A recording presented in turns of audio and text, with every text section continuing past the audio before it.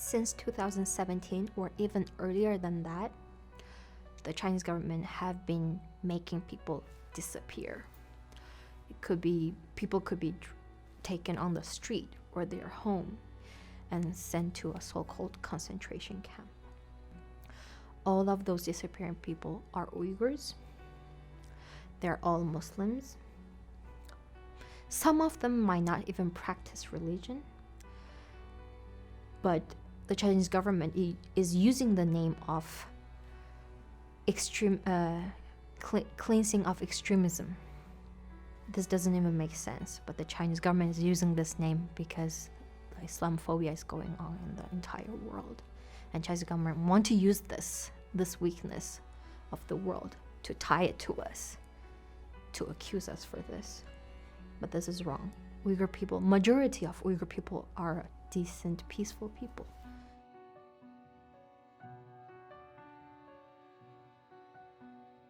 It captured lots of attention because it was one of the very few websites that had different languages, including Tibetan, English, Chinese, and Uyghur.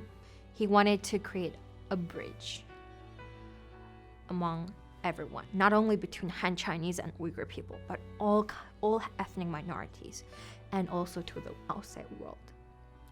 You know, since Facebook, Twitter, Instagram, they're all banned in China. So people needed a stage to express their ideas and know what was going on in the world, and that website was one of the stage, the platform.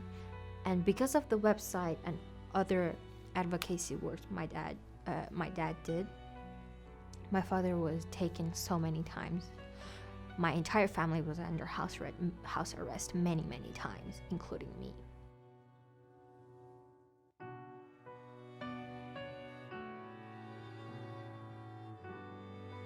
Probably the best decision I have ever made, and my father had ever made, because now I am the only safe person in my family, and I'm able to speak out in Chinese or in English to tell the entire world about my father's story, my story, and the Uyghur people's story. Because in China, all the news are censored. You cannot believe everything that the news tell you.